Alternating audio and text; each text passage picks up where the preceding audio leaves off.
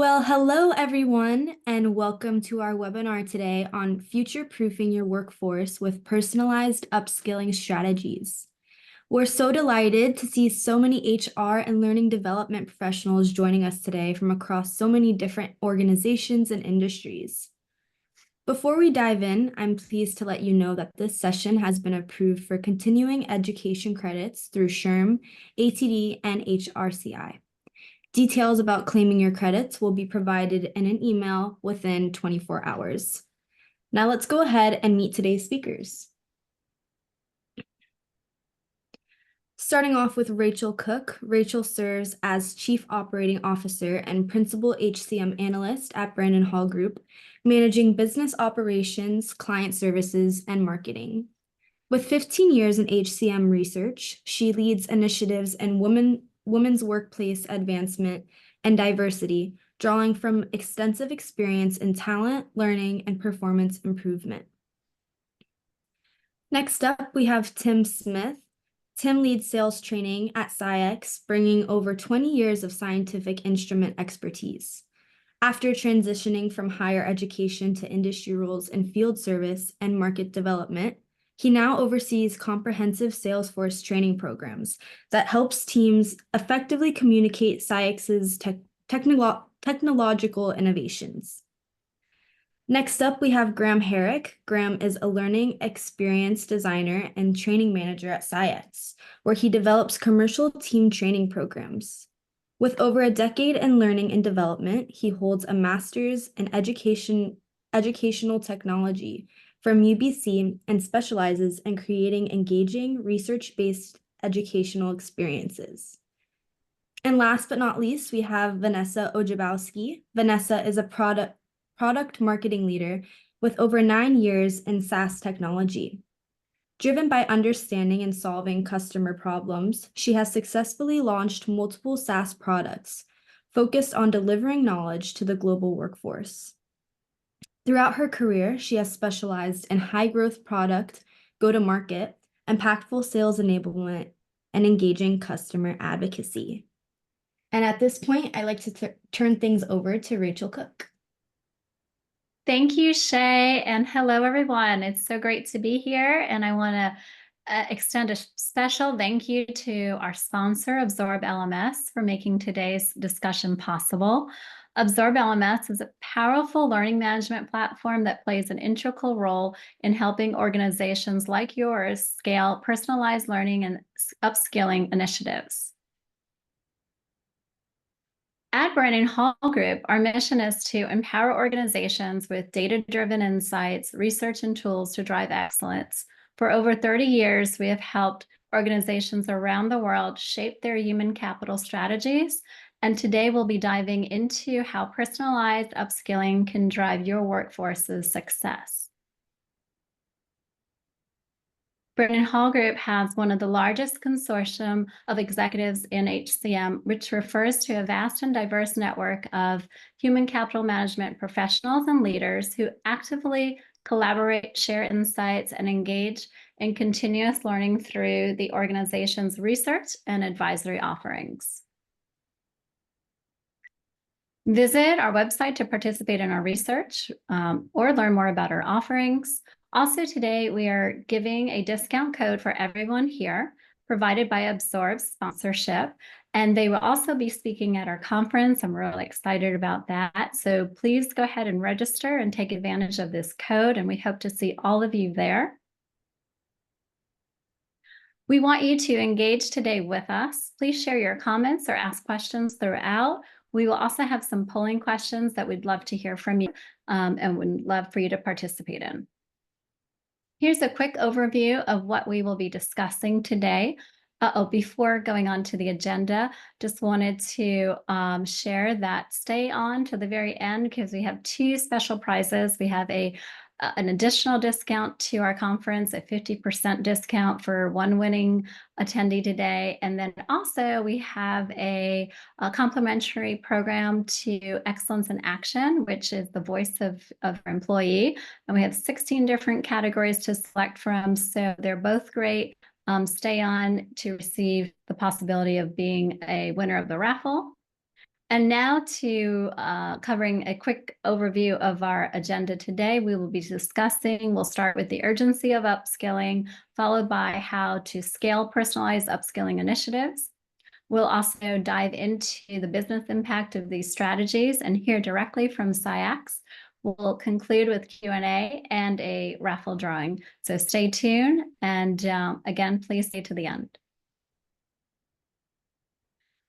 Before we get started, let's clarify a few terms. I'm sure all of you have been hearing a lot about upskilling, reskilling, skilling, development, all important, but I'm just curious, is everyone kind of clear on what these terms are and especially on how they differ? If you could just take a second and put in the chat box like yes or no, we just kind of wanted to get a sense of the audience today and how you thought about these terms. Okay, so most of you say yes, a few somewhat. I think so. No. Okay. So we kind of have a little bit of a mix here. Okay, good. Well, it's interesting as you look at these different terms, especially as we have been hearing a lot about them. And upskilling is about enhancing existing skills, while reskilling focuses on acquiring new skills for a different role. For example, one of our clients, Verizon, during the pandemic, they had to train their store sales reps from in-person sales to telesales, which requires quite a different set of skills. And they were able to do this quite successfully through reskilling and also leveraging technology, which allowed them to shift their people and adapt to a unique circumstance during the pandemic to move these people into the different types of jobs without having to let anyone go. So that's a really good example of reskilling. Now, skilling refers to the foundational training needed for a job. This can refer to new hires or employees entering a new role. And development, think of the broader picture, the process of career and personal growth. It includes personal leadership and strategic skill building to prepare employees for broader responsibilities. Now, these types of skills and development are all important, and especially when you are developing training for your teams or your people or developing career paths, you really want to think about what types of goals that you're wanting to accomplish. And that's what we're talking about today. And I think it's gotten more complex training right over the years in some ways because our world is more complex. Our technology has gotten more complex, though in some ways it's easier to access, right? It's more accessible to everyone, but that doesn't make it any less challenging sometimes because we have so much of it. So how do you decipher through all of this? And then going back to the development plans. And so really it's kind of identifying what goals you want from the training and also from whether it's you're taking the personal responsibility of your growth or your manager's taking responsibility or a blend of two, which in our research, it should be a mix of both, depending on the types of learning and also what you're trying to accomplish. We're going to also pause here for our first poll question. What challenges does your organization face with upskilling? Select all that apply. Rapidly evolving skill needs, lack of personalized learning options, difficulty in identifying skill gaps, limited resources for training programs, lack of strategy and organizational buy-in, all of the above. And we will keep this open for a few more seconds here. We encourage all of you to respond. And we'll just go ahead and close this out. And I believe we can share the results here, Shay, right? Okay. So looks like we have rapidly evolving skills, about 30%, lack of personalized learning options. So all of these are kind of equal. I think the highest one was 46%, difficulty in identifying skill gaps. That's interesting, and then limited resources for training, some all the above. Okay, this is kind of a good snapshot of kind of understanding our audience and kind of similar to what we're seeing in our research. If we could move on to the next slide here. And we, each year at Brighton Hall Group, we conduct this annual study on HCM Outlook priorities. And we look at the landscape. We look at what HCM professionals, what they're prioritizing around their resources, their budgeting, their staffing, their development. And I wanted to take a look at 2024 and kind of some preliminary data for 2025. And the focus of upskilling and reskilling has shifted from simply filling new roles to ensuring that employees can apply their skills in real world scenarios.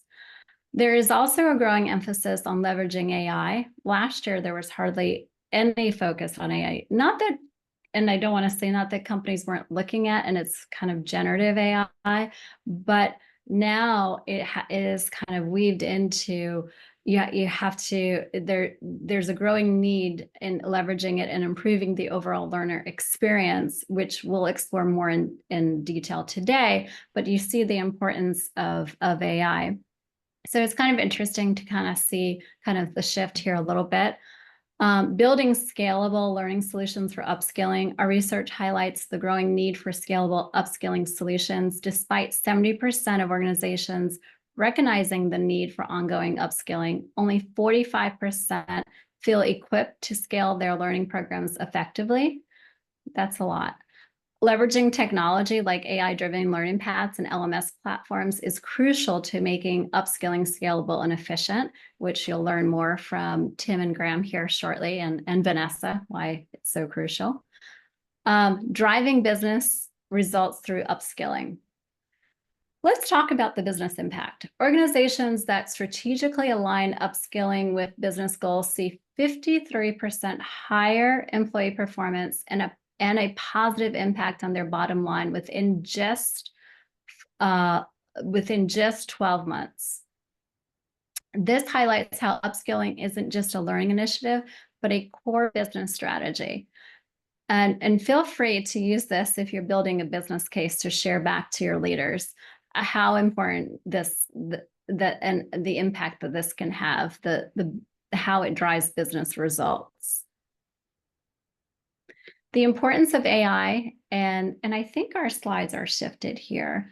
So let me see here the importance of AI, and let me just move on here to measuring the impact of upskilling and business results. Finally, it's essential to measure the impact of upskilling efforts. Our data shows that 70% of organizations with a formal upskilling strategy track learning outcomes and business metrics like performance and productivity. This tracking allows for continuous improvement and alignment with business goals. So again, we will be talking a lot about the business impact, scalability, how to build a business case, which we see, and I know Vanessa is going to share too, the struggle that a lot of you here today have and our clients have. So let's hopefully what we're going to talk about, and hopefully I know that it's going to give you some really useful information and examples to kind of fuel you and to help you. And I believe here we have our next polling question. Vanessa, you kind of want to take this one? Yeah, for sure. Thank you, Rachel. So the next poll we have here is, how would you rate your organization's current approach to upskilling? Is it highly effective, somewhat effective, neutral, somewhat ineffective, or not effective at all? We'll keep this one up for a few seconds here, but would love to get your input on this. This is definitely something that is a huge topic right now in the industry that we're seeing in general and with our customers. So would love to get your feedback. Okay, I think we can close this poll and share the results. All right. Okay, so this is kind of what I was expecting, was that we were going to get more in the middle ground here between, somewhat effective to being somewhat ineffective. So hopefully today we can talk through some of the ways to think about how to get to that highly effective bucket and how to really ensure that your organization is going to succeed when it comes to your upskilling goals. All right, so we'll close that down. And I'm just going to do a super high level intro on Absorb. I believe we have some folks on here who aren't familiar with us. So we are a AI powered learning management system, and we train anyone or help organizations train anyone from your internal employees to your external customers and partners and contractors, and basically any audience that needs learning, we can help support. So we have over 3,000 customers, 34 million users, and we're really focused on hoping to help our learners be able to be empowered by really strategic learning. So with that, we'll move on. So I'm just going to take a pause here. And I think this is something that you're going to hear as a theme throughout the rest of the conversation. And it kind of came up with Rachel a bit, but upskilling in general, or skilling, or any of those terms that we're talking about here when it comes to this type of employee development, is absolutely more than just a project, more than just an initiative. It is a mindset shift. This is something that we're going to talk about, and you're going to hear from Graham and Tim as well. And so I just wanted to level set with everyone here today that this is something we hear from all of our customers. And we know that in order to be successful, you need to be able to have the whole organization feeling this. So with that, I think on the next slide, we'll talk a little bit more about that here. So what I mean about the whole organization is getting that cross-organizational buy-in. While the HR or L&D department may be the ones who are pushing for the initiative, you have to ensure that all of your different stakeholders from every other department are on the same page. If you don't have this happening, you're not going to have that, holistic, streamlined approach that's going to really instill that culture of learning and culture of upskilling within your organization. And so it's really important to have that sort of buy-in from the entire organization, have your executive sponsors from different groups support this, and really, again, streamline that approach across the organization. L&D typically focuses on things like, leadership skills and getting those types of trainings involved, while maybe the sales team, like you're going to hear about today, is going to focus on more of the sales sides of the business. But having a solution that kind of speaks across the organization is really going to help with that culture of upskilling. And of course, investing in a technology that can support that and can support all those different needs and keep it streamlined is definitely a really important part of that foundation. But on the flip side of that, when you think of, actually, we'll just go back for a second there. On the flip side of that, when you think of the learner, what's really important about it is ensuring that your learners understand that they need to be the driver of their success and the driver of their upskilling initiatives, and providing them with the ability to have that type of specific learning paths that are relevant to their role or their department or their needs and their career wants is really going to help them feel like they're getting what they need out of this. And you also need to make sure that you got your managers that are supporting those learners throughout this. Your managers are going to help them through this whole process, and having them be a part of the follow through and ensuring that these learners have the tools and the understandings to do this and be the driver of their own success is another part of instilling truly that culture of upskilling. So with that, we'll move on to a little bit more around the technology side of things. And so in the last slide there, I talked about having a streamlined approach, and investing in a solution is obviously going to be a part of this foundation outside of, the cultural mindset. And so when you're thinking about the types of needs that a technology is going to be able to solve for you, Rachel talked about this. There is a big gap still in what kind of technology is out there that can support. And so when you're looking for a solution that can provide the needs to allow for a scalable, personalized upskilling, you got to think AI. And I think a lot of you have already probably heard this term a million times and might know what it is, might not know what it is. But truly, the idea around AI is helping with the automation. It's helping bring the ability to scale and allow for personalization per role, per learner, really. And that's what we're hoping to achieve with that sort of personalized learning journey. Having it be unique to their preferences and their needs is really important. A second one here that I think is also really important, and this is also going to be something that you're going to have to mix with your own organization's needs, and that's something you'll hear from Graham and Tim later on. But having a starting point when it comes to the jobs and skills and competencies that you can build off of does help with, getting the out of the boxness a little bit more ready, getting them started quicker, helping you be able to provide upskilling at a faster pace because you have a bit of a foundation to work off of. And so whether it's the jobs and the skills and the competency, having it even mapped to that content and having a content library option as a part of this is something that's going to even further develop that, because as you know, I'm sure many of you are in the weeds when it comes to developing the type of content and what you're needed. And so if you can have a starting point and you can have something that's going to help you get going, it just makes it a lot easier. And the last point there, and something that it was called out even in the survey, one of the things was the challenges of identifying skill gaps. And so having a solution that is tied back to really detailed data analysis and insights is going to help you get a better idea of where those skills gaps are, and also highlight where you're closing those skill gaps. That's going to be really important as well. So just a few things here to think about when it comes to the type of technology that can support this really scalable personalization. All right, and then I think I have one more slide here before we move on. Yes.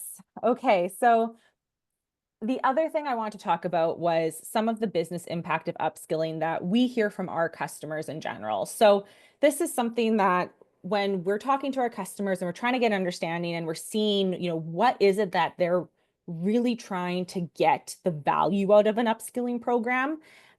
These are a few of the key things that we're seeing. Graham and Tim are going to expand on this as well, but some of the ones I want to highlight here. The first one I think is pretty clear. Employee retention is something that is just absolutely critical.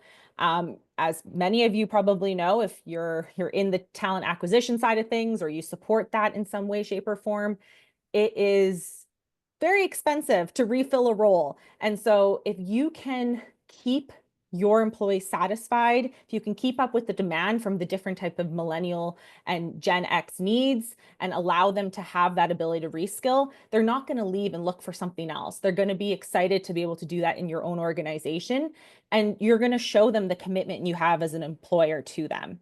And like I said, you're going to be able to increase that satisfaction across the board when it comes to that employee. The second one here, I think is really awesome around revenue growth. We talked a little bit about bottom line impact earlier. This is where this comes in. When you improve your productivity and you're able to decrease your skill gaps and drive innovation within an organization, you're gonna get that revenue boost and help ensure that your company can grow and grow efficiently.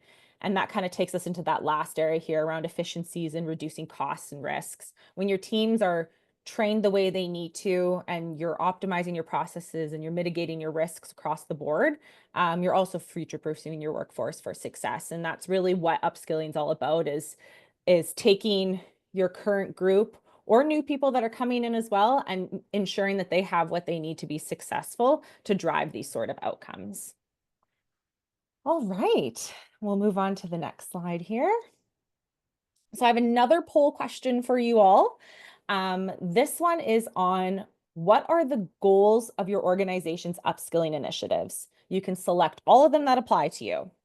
Improving employee engagement and retention, enhancing organizational performance, increasing adaptability and innovation, strengthening employer brand, or all of the above. So again, we'll leave this up for a few seconds here. Hopefully you all take a moment to click in. Okay, let's close this out and take a look at the results. Okay, excellent. This is really good. I love to see that our actual highest answer is all of the above. These are all things you guys are hoping to do. So that's really great to see. I think, seeing this is just really helping confirm and really solidify the importance of what upskilling can do for an organization. So love to hear that. Okay, so we'll close that out. And I'm just going to take a quick moment here to pass the torch in this conversation to our wonderful customer SCIEX. We have Tim Smith and Graham Herrick here to speak. And I'm very excited for you to hear how they're, starting this initiative in their own organization and what they're going through at the moment. So with that, I think, Tim, I'll pass it off to you first to get started. Thanks, Vanessa. It's a real pleasure to be here with my colleague, Graham. SCIEX is an industry-leading manufacturer of high-end scientific instruments that help advance human wellness through the power of precise science. And we sell into fiercely competitive markets, and our associates require continuous upskilling. With over 3,000 associates globally and 800 of those associates in sales, marketing, business development, and applications, my team is always hard at work developing the competences of our sales associates. We ourselves develop internally over 30 self-paced learning experiences each year that focus on developing both hard and soft skills. And I have the great privilege of leading a brilliant team of learning experience designers. And I'm proud of the work that they do, and I'm proud to lead them as friends and colleagues. And I only wish they could all be on the webinar with us today. So along with Graham, we're going to send them a special shout out to my team because they're awesome. So I just want to make sure that the world hears that. Next slide, please. So you might find it interesting to know that prior to 2018, this team didn't actually exist. I wasn't the leader of the sales training team. We didn't have one. We had a formalized training structure and programs for our field service teams, but the training of the sales associates, the sales side of the organization, was conducted through ad hoc approaches.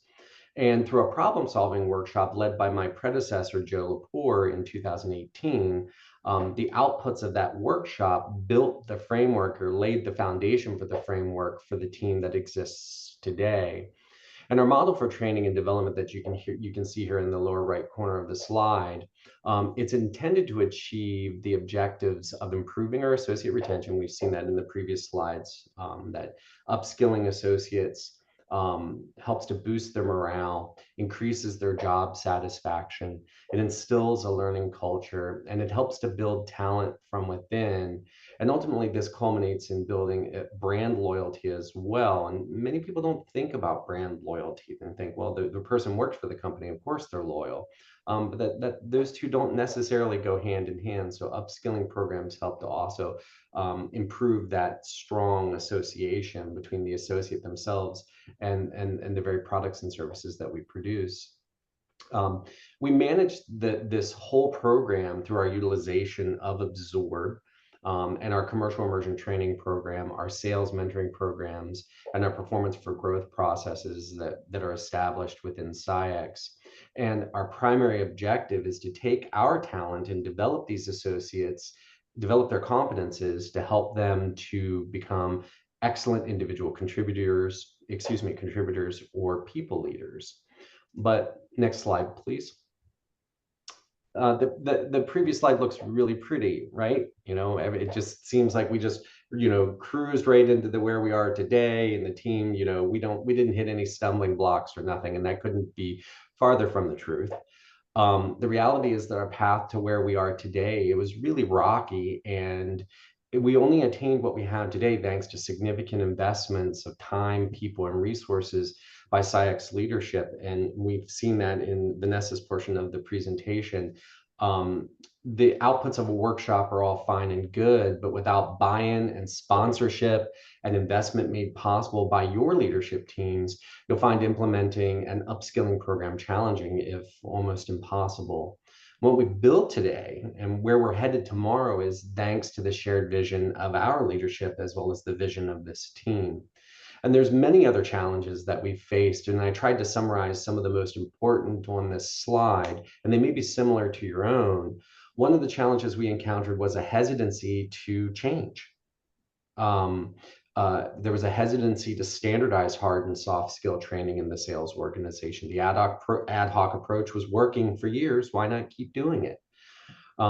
Once we started to get the program off the ground, started to lay the foundation, we struggled to achieve compliance with the programs.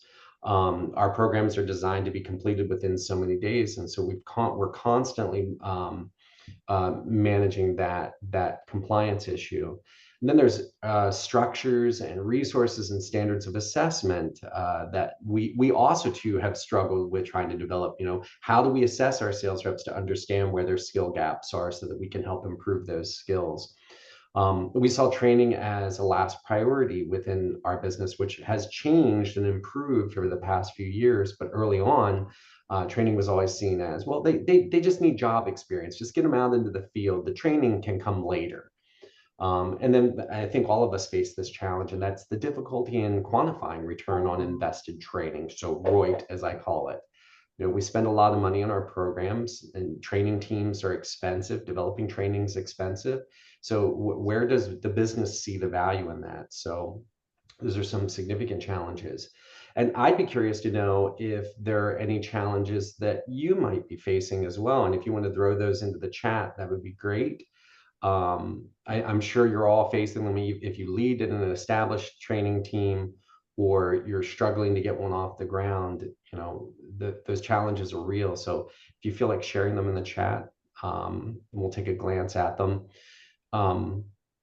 Overcoming these challenges got a lot smoother through our implementation of Absorb. I will say that with absolute certainty. And Absorb has been a fantastic partner in our journey, which we started in October of 2021.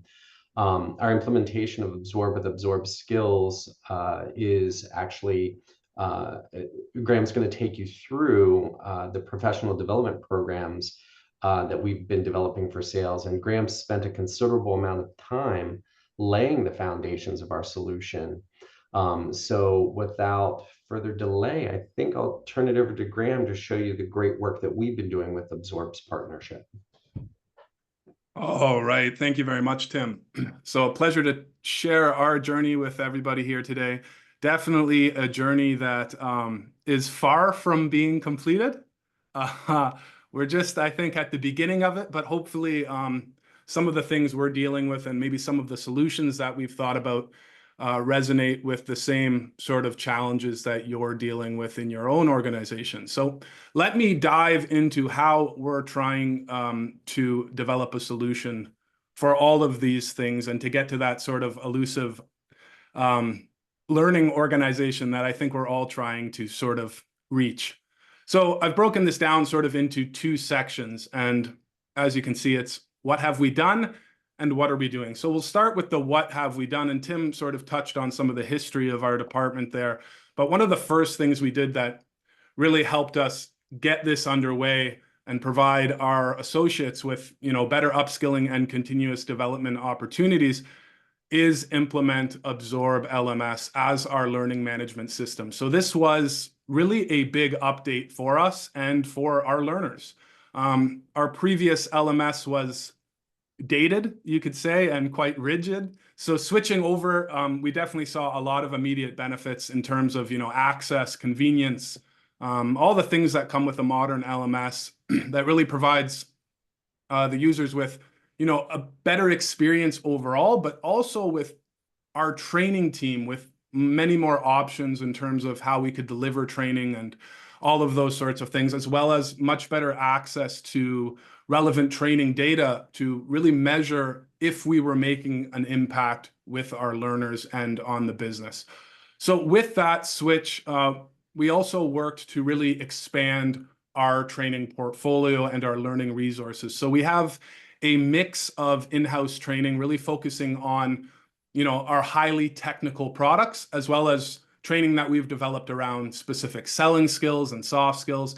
And then we've also managed to stock our portfolio further with hundreds of other courses through Absorb's Amplify catalog. So we basically use these courses to provide a baseline training for an extremely wide array of topics, which really gives our learners a vast range of personal and professional learning topics to explore. And most importantly, with all of our in-house training and our vendor training courses, they can all easily be accessed from pretty much anywhere at any time. So that just makes it that much easier for all of our learners to start really developing. And then along with these developments, we have also created a comprehensive 45-day onboarding program for our new hires. And this program basically provides all our new sales hires with in-depth knowledge and skill-based programs to ensure that they're ready to get out into the field after 45 days. So that's what we've done. Now let's dive into sort of what we're currently doing. So we've just finished creating a personalized skill-based learning path system that basically tries to align with the learner's personal vision of their career progression. So the learning paths are self-directed. They are going to allow learners to pick and choose which development path best meets their goals, and then they'll be provided with courses that can help them meet those needs. So one of our core values at SCIEX is people are our greatest asset. And our hope is that through the development of these learning paths, we can further empower our people to take charge of their development by aligning it with their career goals, while also building, a deeper commitment to continuous learning and highlighting how our department and learning is a strategic asset within our organization. So we can go to the next slide. And so what is our plan to achieve this? Well, as I said, we started by mapping out sort of all of the sales roles within our sales organization. And you can see here sort of the rough version of what that map looks like. So once we had that map, we worked to tie specific skills and competencies to each role in the sales organization. And we can jump the slide. So basically, by mapping out learning journeys based on role skills and competencies and aligning them to real career progression, we're trying to ensure that each associate can visualize their development and they can see how upskilling and reskilling directly contributes to both their success, while also helping them understand how they can best help the organization overall. So as we move forward, we're really aiming to align the learning paths in Absorb Skills Hub with our organization's development for growth priorities, which you might have seen there in the little graphic that came up when Tim was talking about sort of training within our organization and how we view development. So these are basically priorities that are set through discussions between managers and the reports at the start of the year to establish development goals. And in these conversations, we're hoping that managers can basically work directly with their reports in Absorb Skills to assess their current skills and competencies that are mapped to their current role. Now, after these conversations, the report can then go in and select their desired role. And the automation of Absorb Skills will then compare their current skills and competencies to the skills and competencies that are mapped to the desired role. And that's going to highlight the gaps they should work on and provide them with course options to help them close those gaps. Now, you might be asking, well, how do you produce all of this content in order to cover all of the needs? Well, one thing that we have been able to do is basically blend our in-house training on the product knowledge and specific soft and selling skills with the off-the-shelf courses provided in Amplify Max. Now, for us, the Amplify Max courses generally aren't always comprehensive enough for our needs, but they do serve as an interim solution until we can fully develop in-house materials tailored to our team's specific demand. Now, additionally, these courses are great because they offer valuable insights into which training topics are most in demand among our learners. So let me show you a quick peek at one of our roles. We can go to the next slide. So here you can see this is one of our roles, the MS Territory Manager. And basically for each role, we've customized all the roles to our organization. Absorb Skills does offer a whole bunch of roles that are preset, but we have very specific roles in our company, so we made our own.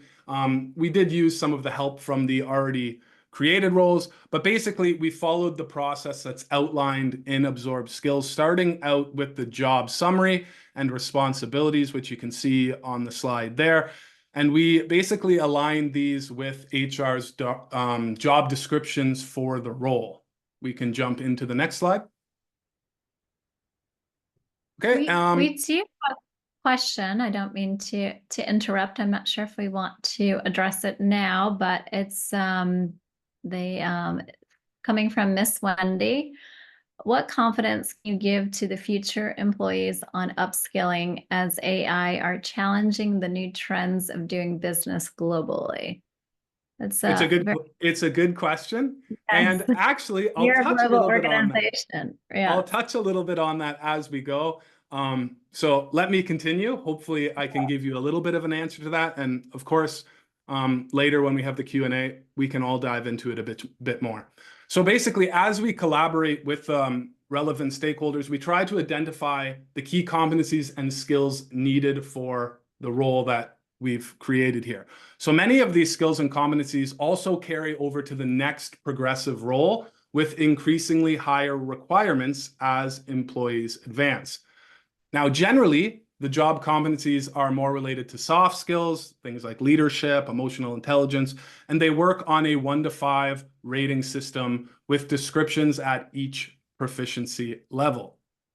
We can switch here to the next slide where we'll see the skills. So skills are usually, again, not sure how far this has come along with Absorb, but generally we've noticed that skills are more aligned to tangible items like software skills, things like that.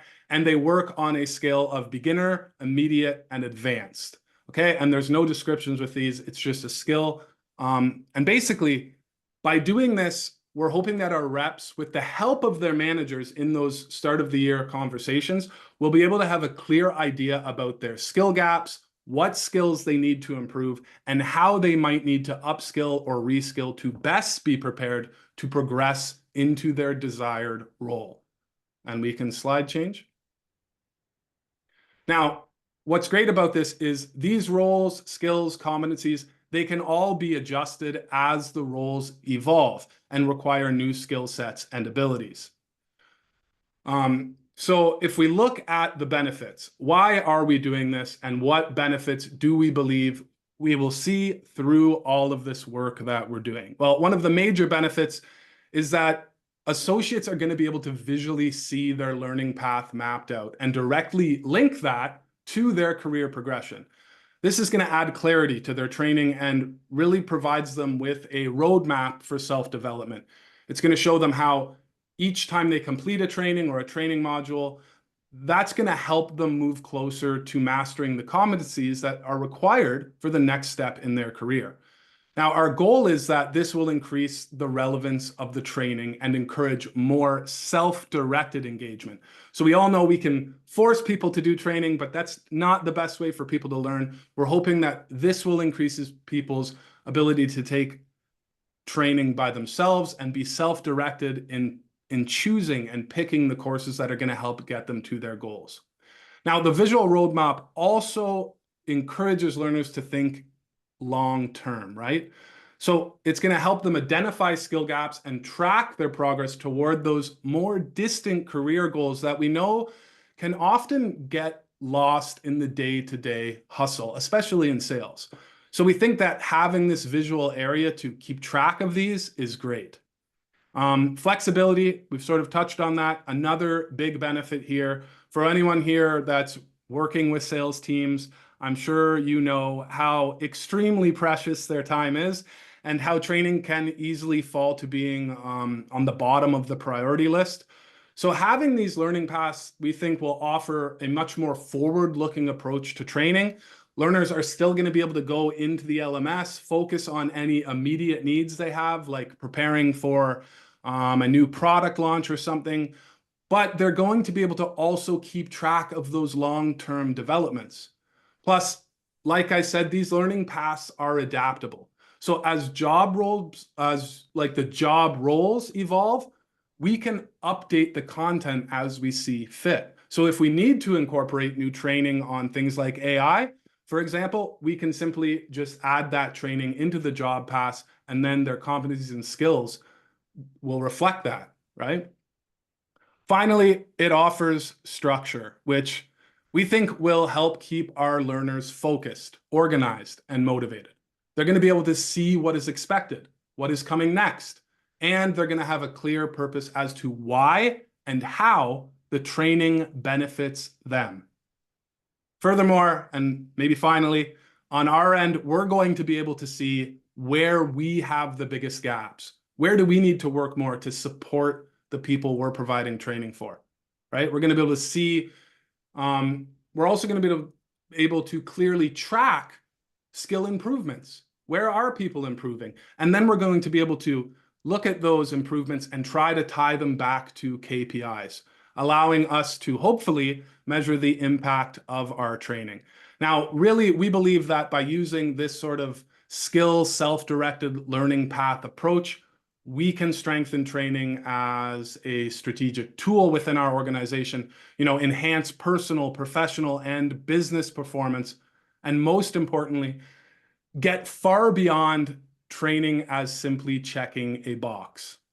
So a lot of information there for you. Hopefully, it provides you with some food for thought around upskilling at your organization. And again, once we get to the Q&A, I'm sure Tim and I will be happy to answer sort of any questions you might have.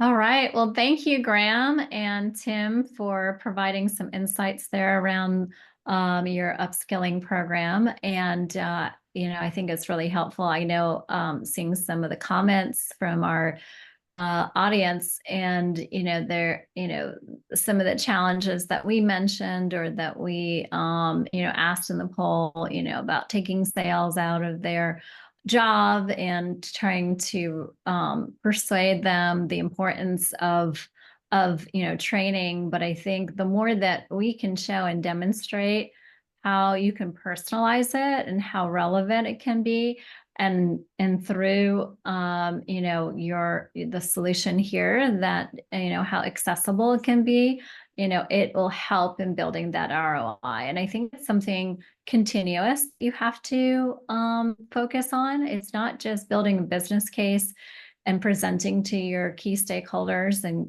gaining buy-in, which yes, we need that, but it's continuing to build into that business case, the stories, the results, the experiences, how you are retaining your people, how you are onboarding your people, how you're saving time.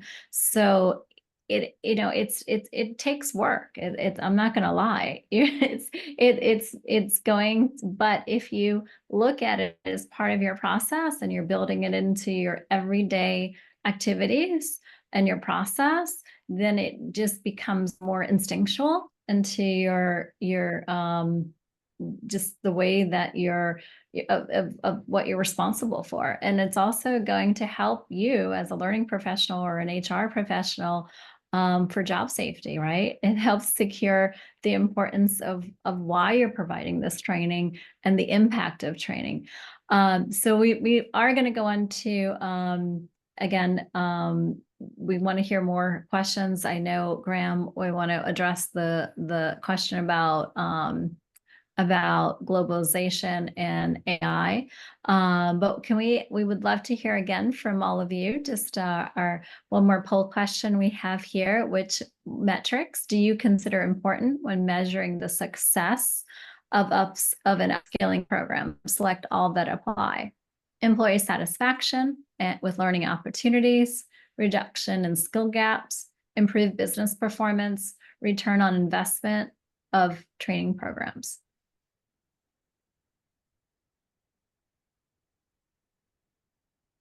And we are going to close it out here and share the results. Hopefully we heard from all of you.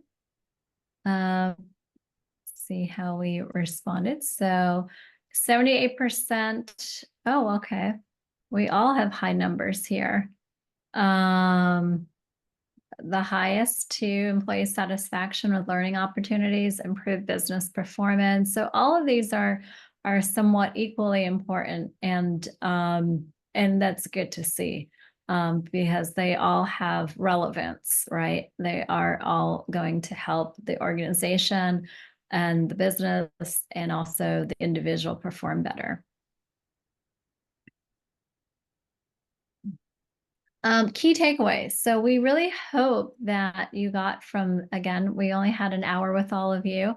So as much as we want to dive into each area, we wanted to at least kind of share some of the market research of what we're seeing at Brennan Hall Group, from the clients from Absorb, a real example of what SCIEX is doing in their organization, to help all of you kind of think about this, to help empower you to kind of either enhance what you're doing or start to consider some new approaches to upskilling. Organizational culture shift, as you can see, the value from our research, we've seen upwards of 92% that companies that have a strong learning culture are more likely to innovate, and upskilling feeds into that, into the learning culture and creating a learning culture for development. Also, 86% of companies that promote continuous learning see improvements in employee engagement, which is also an outcome of upskilling. Leveraging learning solutions for scale. As we know the importance, especially from a global perspective, how important it is to be able to create programs at scale and to be able to deliver them at scale. And those, we've seen 74% that have adopted an LMS or a learning solution have better results when scaling upskilling initiatives across multiple teams and locations. And then also, tying back to business results. I know Vanessa can reiterate this. I know Tim and Graham can. How important it is to not only tie back, but to be able to track and to identify those metrics along the way, and then to report, and to then, and sometimes the results are not quite there yet, but then figure out why, and then adjust and continue that recipe for success. We're almost here at the hour, so I want to open it up to questions, right? Just and then maybe the first one, Graham or Tim, can you address what we have here around? Let's see, looking at upskilling as AI, or what confidence can you give the future employees on upskilling as AI are challenging the new trends of doing business globally? So one of the strategies that we're taking next year is we are going to be facing our sales associates with training on AI, how AI is going to change business, how AI is going to change their business. And Graham's investing a lot of time in developing a program for them. But AI in general, I think the most important part is leveraging Absorb Amplify Max specifically. There are dozens of courses on AI, and so we will be building customized learning programs that we will assign to our associates to start upskilling them on AI, so they understand what it is, how it's going to impact the world around them. Graham, any additional thoughts? Yeah, I mean, sort of like I touched on there, these job roles and the learning paths, they're not set in stone. So, I mean, you can go in at any time, you can add more competencies to specific roles. So if we do see a need, right, for, like Tim said, if we're using that off the shelf AI training and we see lots of interest in it, or, we realize from managers and from our sales reps that they need to learn more about AI because it is changing the world, we can build that into the learning path for whatever roles we think need it. And maybe managers need less of it than the people on the ground, or maybe the other way around. But regardless, we can build that into the learning paths as we go. Mm-hmm. Ash has a question. He says, "Hi, Ash here. I just want to know, how can we ensure that the skills acquired through upskilling programs remain relevant and sustainable over time?" The best answer I would give you, Ash, is you have to conduct assessments, competency assessments, and you have to do your research and make sure that the skills that you are, the changes in skills, the degree of competence that changes over time as businesses change. You have to look at that, and you have to be constantly refreshing your skill definitions. Even as the associates themselves grow and become move towards developing their expertise, you have to also constantly refresh those skill definitions so you can continue to challenge them. So that's something we invest a lot of time in. Yeah, and with that, Tim, I would add that, I've seen in the comments there's a lot of talk about learning culture and buy-in, right? And it's something we face too. I mean, me and Tim and our team, we have conversations about this all the time. It's a very tough thing to achieve, and it's not going to happen overnight. What we figure is by getting buy-in in this process of creating sort of these learning paths. So by getting the buy-in from the managers, by the people at the top, to work with the people that report to them to try to create what looks like, okay, if you follow this route, you can move up in the company that way by getting those skills. You'll be prepared when that promotion is ready. And I think getting the buy-in from people at the ground level while you're building these things is a lot easier than getting the buy-in once you've built all of it and then saying, hey, stakeholders, come support the thing we made, right? So, I mean, that's something to keep in mind. But again, I agree with most of the comments there. It is hard. It's not easy, right? You get lots of people that like the talk, but they don't walk the walk. Mm. We have 2 more questions, and I want to also please stay on for our raffle. So if we can, we have one in the chat here. What type of modalities in your learning content resonates most with engagement and knowledge retention? Anything beyond just a course? Tim, Graham, do you want to take this? Yeah. So we utilize the Kirkpatrick Phillips model of training effectiveness. So we have the 5 levels of training effectiveness that we implement into our courses.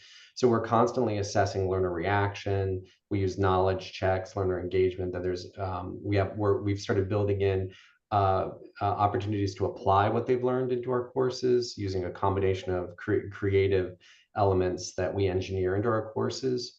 And one of the thing that we're still trying to work on, and I'm going to rush here a little bit, is the business impact. That's the important piece. So that's a piece that we're still working on ourselves, but we utilize Kirkpatrick Phillips' 5 levels of training effectiveness to try and build that kind of engagement beyond the course. The question that I see that I'm going to answer live is what metrics and measurements could we use to evaluate customer and partner upskilling? We actually have a customer-facing team that actually uses Absorb itself for our customer-facing training, and we use an instance internally. And I'd be happy to get some more information from that team and perhaps pass along. I don't know how Vanessa could help us to give you a better answer. Yes, and so, well, thank you everyone for all of the questions here. We'll have lots of opportunities after. We have another polling question where Vanessa would love to hear for those of you that are interested in learning more about Absorb and from Absorb on their skills solution. Please respond yes or no. Also, we're happy to help answer any questions around, any of your needs around learning strategy and upskilling, and connect you with Graham and Tim. So we love this conversation to continue. And then if we can close this out, we don't have to necessarily share this. We can follow up separately. And then let's go move on to our, but those I see there's lots of clients on here as well that are giving very positive shout outs to Vanessa and the team at Absorb. And again, thank you everyone for sharing, both the audience and Tim and Graham. And let's just take a moment here to identify our winners. Shay? Yes. Yes, thank you, Rachel. And And here's thank you, our poll. everyone. So before we wrap up today's webinar, I would like to announce the lucky winners of our 2 raffles. So starting with raffle number 1, congratulations to Patty Sweech on winning raffle number 1, 50% off the 2025 Excellence Conference. Congratulations, Patty. And for our second raffle, winning a free Excellence in Action program submission is Jennifer Campman. Congratulations, Jennifer, and we will be sending both of you an email shortly to celebrate your win. Thank you both again for actively participating in today's discussion and engaging with our community. Rachel, back over to you. Thank you, Shay. And I wish we had more time, but this was excellent. Thank you, Vanessa. And thank you for inviting Graham and Tim. They really are a great testament of the amazing work that you and your team are providing to your clients. So I know this is a really interesting topic, and we'll be talking more at our conference with your session, if not sooner, to our audience here. Thank you so much, everyone. And thank you, Graham and Tim. And thank you, Rachel and Brandon Hall Group, for having us here today. We hope you learned some great stuff. Have a wonderful rest of your day, everyone. Thank you, everyone. Bye-bye. Thanks.